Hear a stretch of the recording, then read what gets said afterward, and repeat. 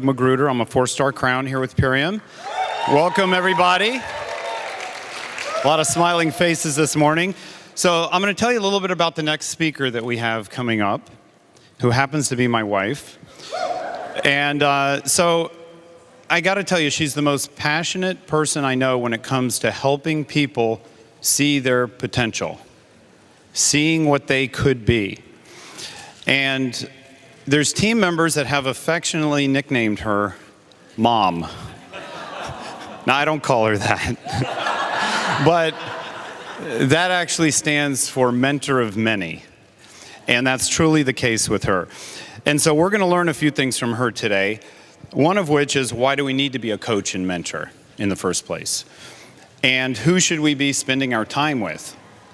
Spending your time with people that either don't appreciate your coaching or don't want your mentoring is obviously not where you want to be spending your time. So how do you identify those people? And she's going to teach us how to become effective listeners, which is an exercise in really becoming effective at that, and why we should be effective at that. And so there's one other thing that we've probably all faced that she's going to help us with, which is when you have a team member that's stuck or derailed, how do you help them adjust their thinking and get back on track? So I'd like to invite up my wife. She's a 4-star crown. She is a field advisory board member, and she's more than qualified to teach this as Mom, the mentor of many.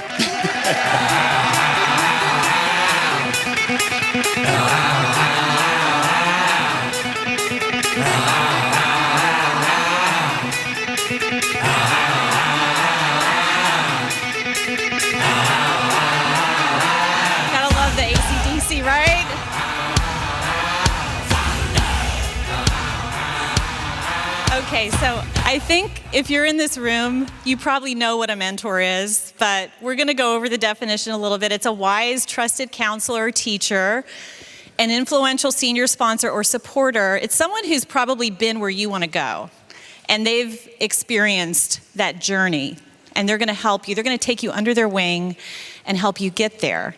So that's what a mentor does, and then part of what they do is coaching. So coaching is so important. What is coaching? Well, it's a way to help develop a person's skills and abilities so that they can really perform and achieve their goals where they want to be. And it's a way to help them also overcome hurdles and challenges before they become bigger problems, and a way that we can help course correct somebody before those possibly bad habits duplicate.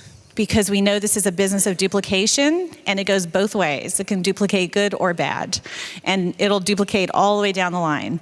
So it's a really positive way, though, to help somebody explore what they want to achieve, what their dreams are, what their goals are, and then help them to get there.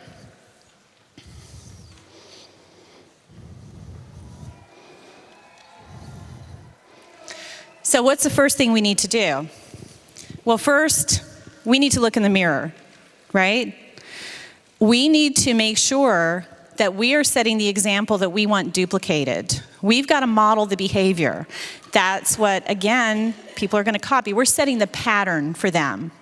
So that's super important. We need to make sure that we're not asking people to do things that we're not willing to do ourselves. And we need to be a lifelong learner. This journey of personal development never ends. So we want to keep learning ourselves because we want to be able to keep adding value to our team. It doesn't matter what rank you're at. You could be at the very top rank in the company. There's still room for personal development.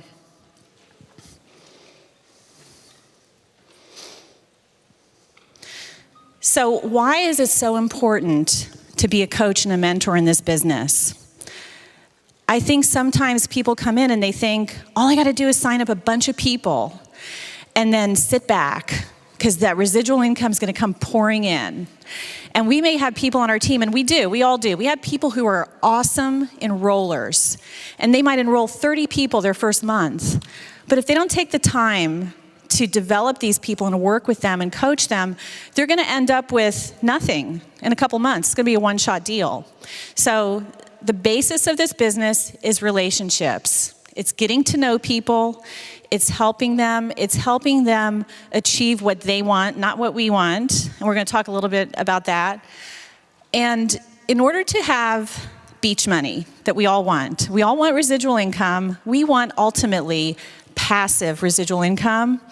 We've got to develop people that become leaders. We've got to help them get there.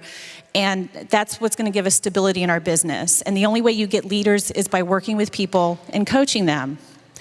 We also help them overcome self-limiting beliefs. That's another reason why this is so important. People have beliefs that are ingrained from childhood.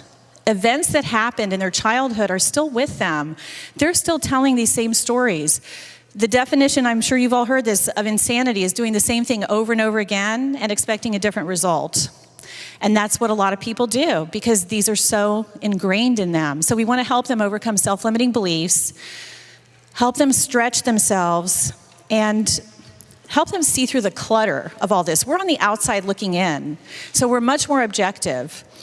And encourage them, give them positive reinforcement. So important. People, first of all, besides what their past is, we don't always know what their present is. We don't know if they have a spouse who's unsupportive, who never gives them encouragement, who doesn't give them praise. Maybe they don't feel appreciated.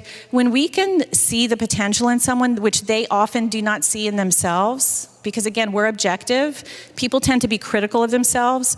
When we can see that and pull that out and say it to them and give them those words of affirmation, the reaction, I'm sure you've all experienced it, that you've gotten is just amazing. People can be fueled by that. So we want to help positively reinforce them, help encourage them, build them up. When I've told people, you are so amazing because, and give them specific feedback, and they're like, really? Am I really? I can't believe, wow. They can't believe that you see that in them, but we see it. And that's what's so powerful is to identify that and then work with it and nurture it along. I always say recruit, train, nurture, support, and then empower at the end. So that's all part of that. And stretching the comfort zone, so important. It's like when you have a physical trainer, a personal trainer. I have a personal trainer. Okay, I just started, so I don't look like Fonz or anybody over there in that section, or Danielle. But I have a personal trainer, and I'll be like, okay, I've done this many things on the TRX or this many squats. I'm like, okay, all right, I'm done. And then she's like, no, you're not. You can do 5 more. And I said, no, I can't. And she says, yes, you can. And she's got so much conviction that I can, that I'm like, maybe I can. I guess I can. And then I do it, excuse me, and I see yeah, I could do it. And now I'm stronger, and the next time I can do more. So that's what we do with people. We nudge them along. We know what they can do before they know it. So we nudge them along. And just remember, people are going to come in at different speeds. They're going to be at different speeds when they come in. We have so many people coming in, but some of them are not ready to engage immediately. We want to still love on them. We want to plug all of them in to our support system and our infrastructure, get them immersed in the culture and the community and the family, because a year from now, their circumstances might be different.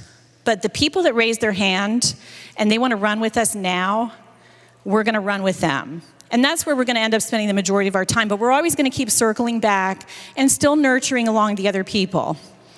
And then another thing, excuse me, that's really important is managing expectations. We have to let people know this is work. This is effort. This takes effort. Anything worthwhile that has the potential, thank you, the potential payoff that this does is going to be a lot of work. So we're not going to sugarcoat it. If someone says they're brand new, they've never done this before, they look at the compensation plan, they like what they see on Crown, what the pay is. So they say, okay, in 2 months, I'm going to be a Crown.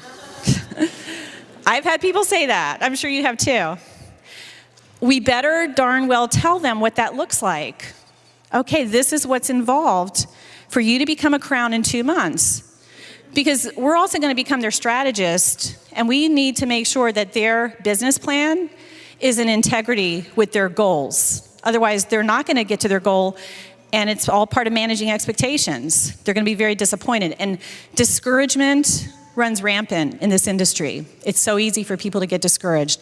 So I have a short little video that kind of is about managing expectations, but then there's a little twist at the end. It's just a 1-minute video.